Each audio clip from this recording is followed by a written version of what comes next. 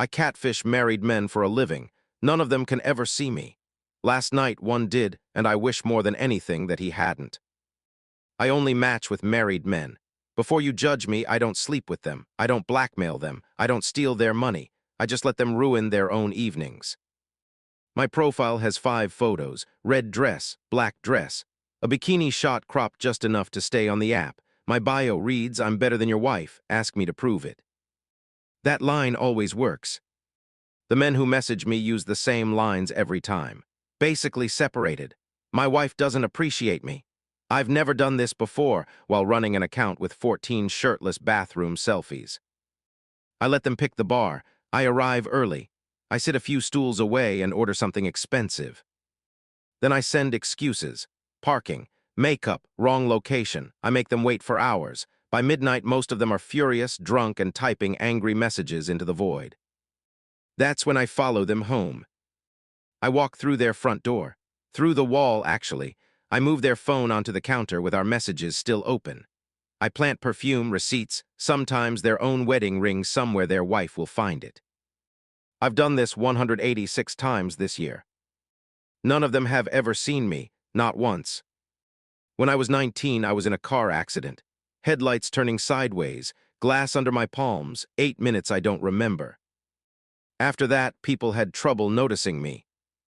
I learned to do it on purpose eventually. I call it going thin. I don't disappear, people just decide there's nothing worth looking at.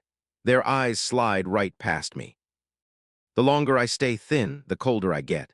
After an hour, my fingers turn blue. After 2, my teeth ache. The longest I ever pushed it was 4 hours, and when I came back, I coughed up something that smelled like the inside of an old freezer. I had rules after that. Never follow a man who lives alone. Never stay past sunrise. Never let anybody see me. That last rule had never once failed. Then I matched with Daniel. 43, 5'9", according to his profile. In a complicated situation, like every man on that app, but something about his photos bothered me. He looked familiar, like I'd seen him working behind a bar somewhere.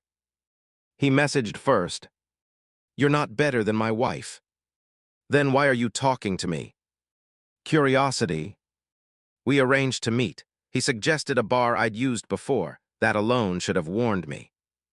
He showed up 15 minutes early, ordered a Diet Coke, played Snake on his phone for 2 straight hours while I sent him excuse after excuse.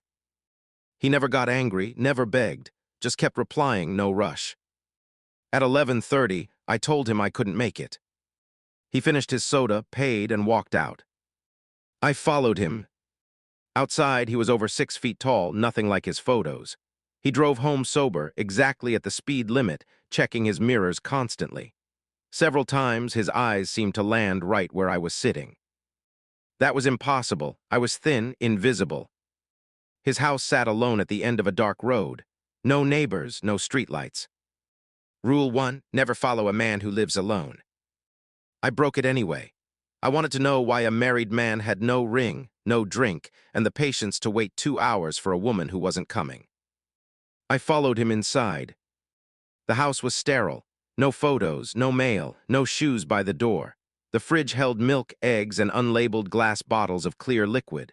The pantry was stacked with white paper bags. I opened one. Inside was a gray mixture, coarse white crystals, black metal shavings, tiny red flecks. I touched it just barely. My fingers went solid, visible. For 1 second, I saw my own veins, my own fingerprints. Then it faded, and I backed out of the pantry. Daniel came out of the bathroom. "You're taller in the pictures," he said.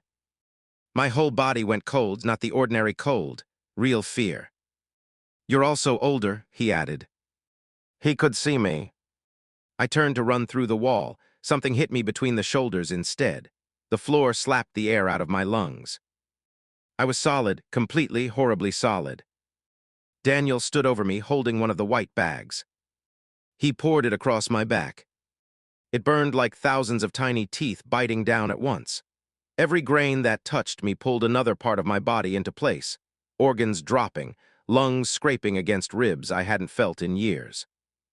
"There you are," he said. He dragged me by the hair out to the garage. Inside stood a glass enclosure 8 feet wide, lined with old mirror backing and iron mesh. The glass was covered in handprints from the inside. Some had 5 fingers, some had 6. One was small enough to be a child's, except the fingers ended in long, narrow points. He threw me inside and locked the door. "You've never wondered," he said, "why people look away from you. People don't ignore you. Something inside you is looking back." He told me about his grandmother, someone who could sense impressions, places where something crossed over and never fully left. Salt made the dead solid, he said. Iron gave them weight. Powdered mirror forced them to remember their own shape. He'd been perfecting the mixture for years, trapping things. Jars lined his workbench, each one holding some translucent scrap of what he'd caught. I had lasted 7 months. "You died," he said, "for 8 minutes, and something noticed the vacancy." Then he climbed a ladder to a hatch above the cage and poured more of the mixture directly onto my head. I screamed. There was no dignity left in the sound. The powder packed into my clothes, under my tongue, beneath my eyelids.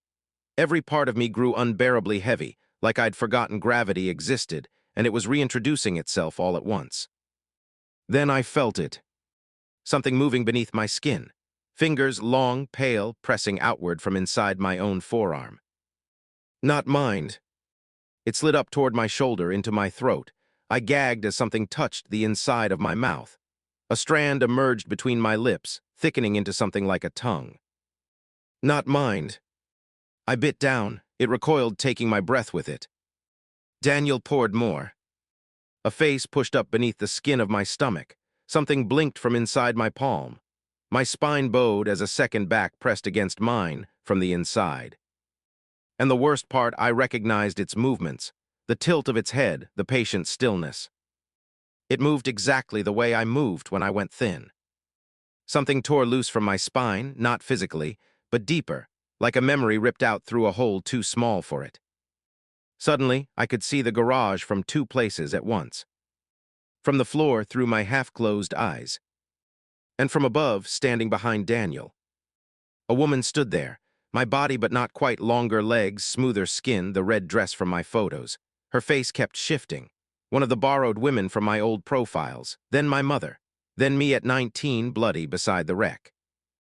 Daniel hadn't noticed her yet.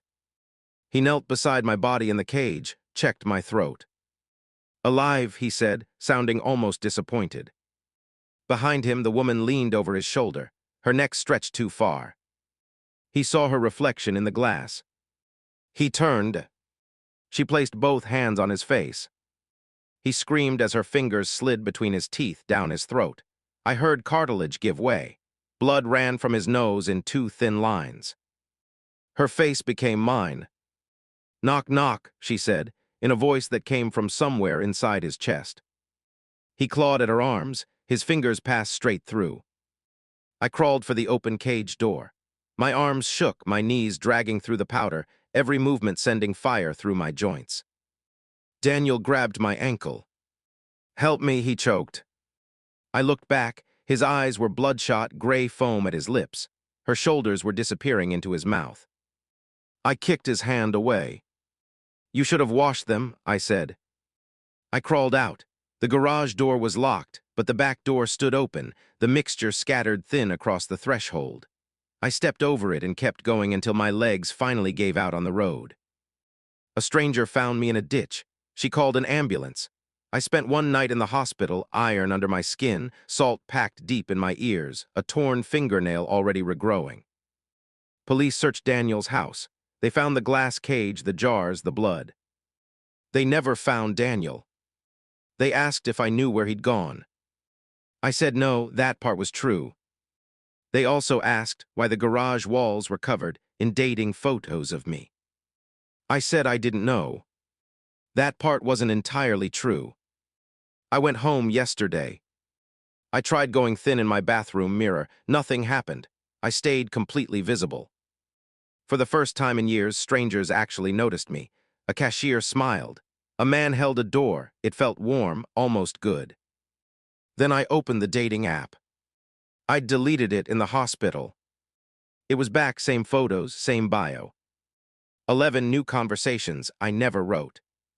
The messages sounded like me. meaner, less patient. One man said he was already at the bar. Another asked how I'd gotten into his house. A third wrote, "My wife can see you too." I deleted the app. It reappeared before I could even close the screen. The profile photo had changed.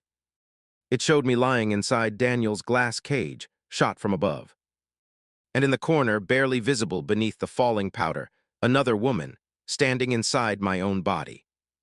Looking directly at the camera, I threw the phone across the room. It landed face up.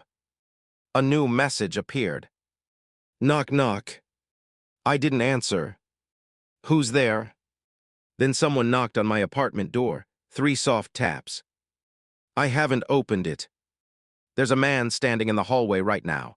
I can see him through the peephole, wedding ring, mid-40s, sweating through his shirt. He isn't alone.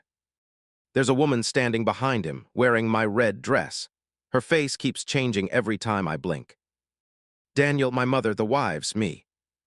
She's leaning in close to his ear, whispering something I can't hear. He just looked directly into the peephole. "You gonna let me in?" he asked. And behind him, she smiled with my mouth, right before pushing one pale hand through the back of his skull. Her fingers came out between his lips. She's using them to wave at me.